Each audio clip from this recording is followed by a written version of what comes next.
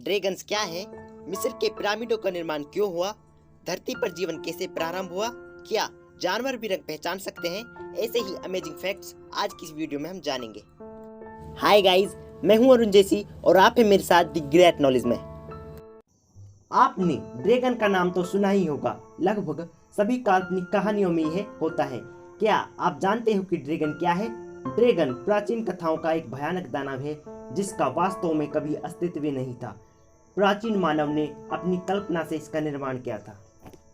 प्राचीन काल के इन लोगों को इतिहास पूर्व के विशालकाय सर्प जैसे जीवों का कोई ज्ञान नहीं था, फिर भी वह ड्रैगन के होने पर विश्वास करते थे। ड्रैगन शब्द ग्रीक भाषा के ड्रैकन शब्द से बना है जिसका अर्थ विशाल सांप होता है, लेकिन ड्रैगन का अर्थ एक विशाल दानव से है जो अपनी सांसों से आग की लपटें निकालता है, जिसके चमगादड़ जैसे पंख होते हैं, जो सांप या छिपकली से मिलता जुलता है और जिसकी पूंछ कांटेदार होती है। पूर्वी देशों में जहां बड़े और घातक विष वाले सांप पाए जाते हैं, ड्रैगन को बुराइयों का प्रतीक माना जाता है, लेकिन पश्चिमी देशों में इसे परिस्थितियों के अनुसार भलाई या बुराई दोनों का प्रतीक मानते हैं।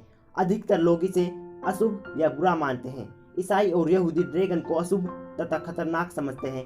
ईसाई कला में ड्रैगन पाप और दुख का प्रतिनिधित्व करता है। ड्रैगन का रूप और आकार स्थान स्थान पर भिन्न भिन्न प्रकार का मिलता है।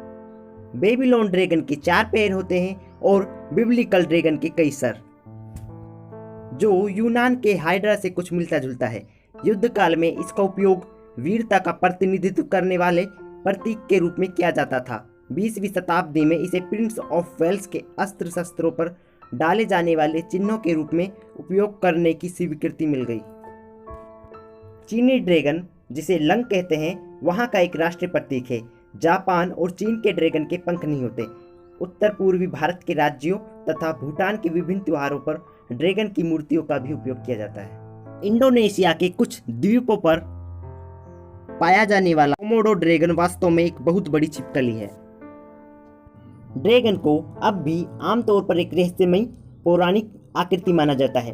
ड्रैगन की कल्पना को लेकर कई कहानियां, उपन्यास और फिल्में बन चुकी हैं जो बहुत लोकप्रिय हुई हैं। वैसे आपको क्या लगता है, प्राचीन काल में ड्रैगन थे या नहीं? मुझे कमेंट बॉक्स में जरूर बताएं। आकाश को छूते भव्य पिरामिडों की भूमि है मिस्र। इन अभूतपूर्व ढांचों को देखने के लिए हर साल करोड़ों लोग यहाँ आते हैं।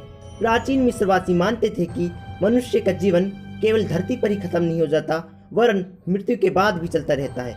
वे यह भी मानते थे कि उनके राजा ईश्वर के यहाँ से आते थे और मृत्यु के बाद दूसरे संसार में उनसे मिलने के लिए चले जाते थे।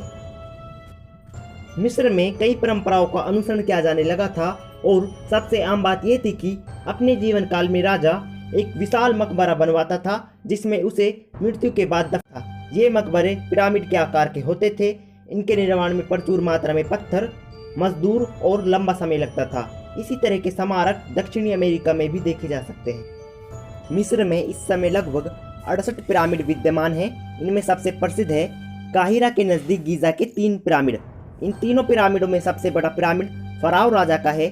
पुरातत्वविदों के अनुसार इन पिरामिडों का निर्माण 2700 ईसा पूर्व और 2500 ईसा पूर्व के बीच हुआ होगा। पिरामिड बनाने की कला को विकसित करने में मिस्र वासियों को बहुत समय लगा था। नील नदी के पूर्वी तट पर पत्थर खदान मजदूरों द्वारा मंगवाए गए थे। पिरामिड की सतह या आधार एक चौकोर होता था। विशाल ढांचों का निर्माण करने के लिए गुलामों को नियुक्त किया गया था। पत्थर काटने वाले और राजमिस्त्रियों ने 10 फीट लंबी आरियों का प्रयोग किया था। दफनाने वाले कक्ष को इस तरह तैयार किया गया था और ऐसी जगह बनाया गया था कि चोर वहां तक न पहुंच सके। वहां मृत राजा के शरीर के साथ प्रचुर मात्रा में खजाना दफनाया जाता था। मिस्र के 3 प्रसिद्ध पिरामिड हैं, माइसेरेनिस का पिरामिड, चियोप्स का पिरामिड और सेफरन का पिरामिड। पिरामिडों के निर्माण के लिए हजारों मजदूरों और लंबा समय लगता था। आज हम धरती पर अनेक प्रकार के कीड़े, पक्षी और जानवर देखते हैं। इसी प्रकार हमें तरह तरह के पेड़ पौधे और झाड़ियाँ भी दिखाई देती हैं। ये सभी वस्तुएं जीवित प्राणियों की श्रेणी में आती हैं। क्या आप जानते हो कि धरती पर जीवन कैसे आरंभ हुआ? धरती पर जीवन के आरंभ को जानने के लिए हमें करोड़ों वर्ष पीछे जाना होगा, लेकिन हम किसी भी प्रकार भूतकाल में वापस नहीं जा सकते। फिर कैसे पता लगाया जाए कि धरती पर जीवन का आरंभ किस प्रकार हुआ। इस बात का पता लगाने के लिए हम उन जानवरों और पेड़ पौधों के फोसिल्स का अध्ययन करते हैं जो आज से बहुत पहले धरती पर जिंदा थे। धरती की खुदाई करने पर बहुत से फोसिल्स, चट्टानें और हड्डियां मिली हैं जो प्राचीन काल के जीवित प्राणियों के विषय में बहुत सी बातों पर प्रकाश डालती हैं। इन्हीं के आधार पर मनुष्य ने धरती पर जीवन के आरंभ का अनुमान लगाया है। एक सिद्धांत यह भी है कि धरती पर जीवन का प्रारंभ मूल रूप से बाह्य अंतरिक्ष से आए सूक्ष्म जीवों से हुआ है। अनेक जीव वैज्ञानिक और जैव रसायन शास्त्री यह भी विश्वास करते हैं कि जीवन का विकास जड़ पदार्थों से हुआ है। वैज्ञानिकों द्वारा किए गए अध्ययनों से यह निष्कर्ष निकलता है कि धरती पर जीवन एक कोशिकीय प्राणी से शुरू हुआ है। यह घटना आज से लगभग 57 करोड़ वर्ष पहले घटी। इसी एक कोशिकीय जीव से बहुकोशिकीय प्राणियों का जन्म हुआ। शुरू के 34 से 35 करोड़ वर्षों में समुद्री जीवों का विकास हुआ। इसके बाद 16 करोड़ वर्षों तक रेंगने वाले जंतु विकसित होते रहे और अंत के 6.5 करोड़ वर्षों में स्तनधारी प्राणियों का विकास हुआ। मनुष्य का जन्म तो केवल 10 लाख वर्ष पुरानी घटना है। जानवरों और पेड़ पौधों की कोशिकाओं का अध्ययन करने से पता चलता है कि ये प्रोटीन, कार्बोहाइड्रेट, वसा और बहुत से पदार्थों से मिलकर बनी है। यह निश्चित है कि धरती पर इन पदार्थों का निर्माण एक कोशिकीय जीव के पैदा होने से बहुत पहले हुआ होगा। अब प्रश्न उठता है कि जीवन के लिए आवश्यक ये पदार्थ कैसे बने। हाल ही में किए गए अध्ययनों से पता चलता है कि इन पदार्थों का निर्माण विद्युत विसर्जन द्वारा हुआ। लगभग 350 करोड़ वर्ष पहले धरती का वायुमंडल अमोनिया, मीथेन, हाइड्रोजन, जलवाष्प आदि से भरा हुआ था। उस समय पृथ्वी काफी गर्म थी।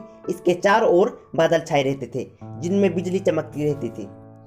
किसी विद्युत विसर्जन से इन गैसों के अणु संयुक्त अवस्था में आ गए जिससे प्रोटीन आदि बन गए। इन्हीं प्रोटीन, कार्बोहाइड्रेट और वसा से एक कोशिकीय जीव पैदा हुए।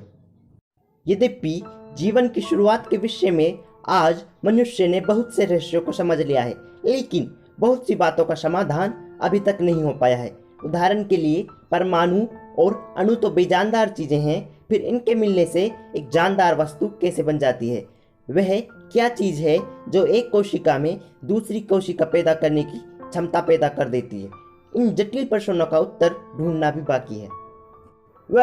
लगभग सभी धर्म भी हमें यह सिखाते हैं कि धरती पर जीवन का प्रारंभ परमात्मा या दिव्य शक्तियों द्वारा किया गया। मैं धर्म को धर्म के नजरिए से और विज्ञान को विज्ञान के नजरिए से देखता हूँ। वैसे आपको कौन सही लगता है? मुझे कमेंट में जरूर बताएं।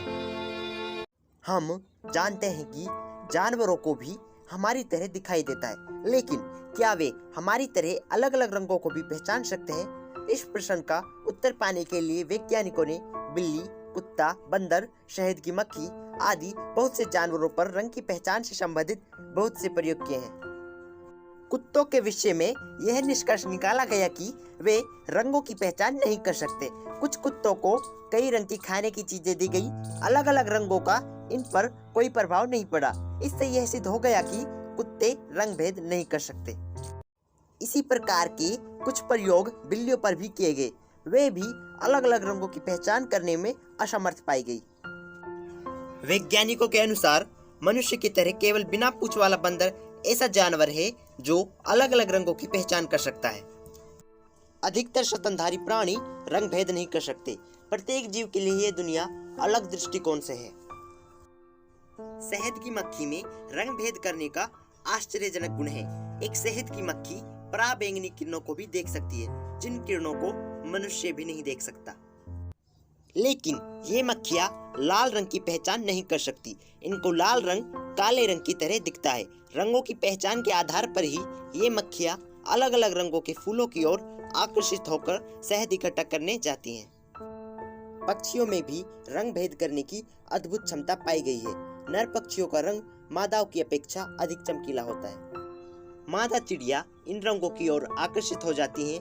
यह देखा गया है कि चिड़िया इंद्रधनुष के सभी रंगों को देख सकती है।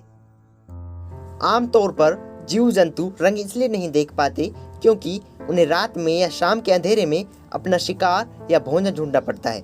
जानवरों की सूंघने की शक्ति अधिक होती है, इसलिए इन्हें रंग के अंधेपन से अधिक परेशानी नहीं होती। हमें 1000 सब्सक्राइबर्स कंप्लीट करने हैं। प्लीज़ हमें अपना सपोर्ट दें, चैनल को सब्सक्राइब करें, वीडियो को लाइक करें, शेयर करें, क्योंकि आपके सपोर्ट के बिना हम कामयाब नहीं हो सकते। धन्यवाद।